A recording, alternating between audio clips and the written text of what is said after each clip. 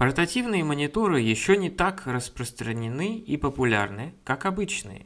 И даже не все знают, что такие существуют. При выборе из множества моделей на AliExpress я подумал, почему бы не взять монитор с 4К разрешением.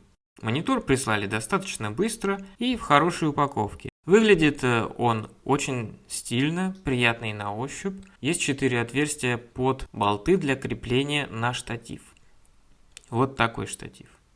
В мониторе есть также встроенные динамики, но они никак не громче встроенных в ноутбук. Есть разъем для наушников. В комплекте идет чехол-книжка, прилегает хорошо, магнитная, приятная на ощупь, HDMI кабель, 2 кабеля Type-C, также блок питания на 30 Вт, инструкция на английском, защитная пленка, лопатка для разглаживания этой пленки. В инструкции написано, что как подключать. Есть порт OTG, служит лишь для подключения мышки или что-то типа того, смысла в нем не вижу. У меня была возможность проверить этот монитор с 3 разными ноутбуками на 3 разных операционных системах, а также с 2 смартфонами. Итак, начнем с самого дорогого ноутбука. Dell XPS 139370. Имеет только Type-C разъемы.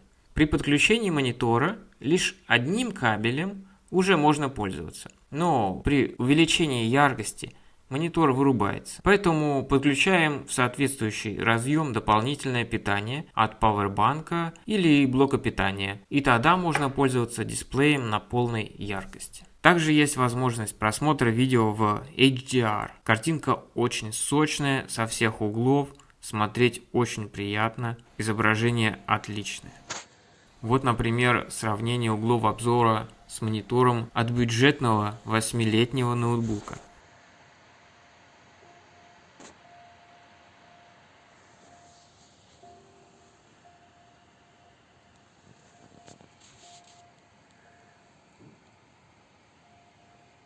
На Windows 10 настраивается автоматическое масштабирование, что очень удобно. Иначе на экране с 4К все казалось бы очень крохотное, потому что сама диагональ лишь 15,6 дюймов.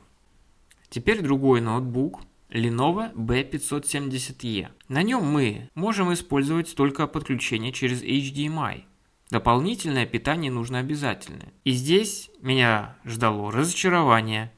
Максимальное доступное разрешение Full HD на Windows 7, Windows 10 и Ubuntu все перепробовал. Уменьшение частоты экрана также перепробовал. Выше Full HD не поставить. Оба HDR не может быть и речи. Оказывается, что HDMI порт также бывает разный. В спецификации ноутбука нигде не нашел ни малейшего упоминания о версии HDMI. Но, видимо, моя версия ниже версии 1.4. На ноутбуке Lenovo Y580 ситуация аналогична. И еще одно разочарование меня ждало с телефонами. Мой телефон Redmi Note 8 Pro и телефон Nokia 6 Plus при подключении к монитору только заряжаются. В инструкции написано, что телефон должен поддерживать порт USB 3.1. В другом случае они вышлют какой-то нужный кабель. Но на мои сообщения продавец так и не ответил. Затем я сам заказал кабель с Type-C на HDMI. И это тоже не сработало.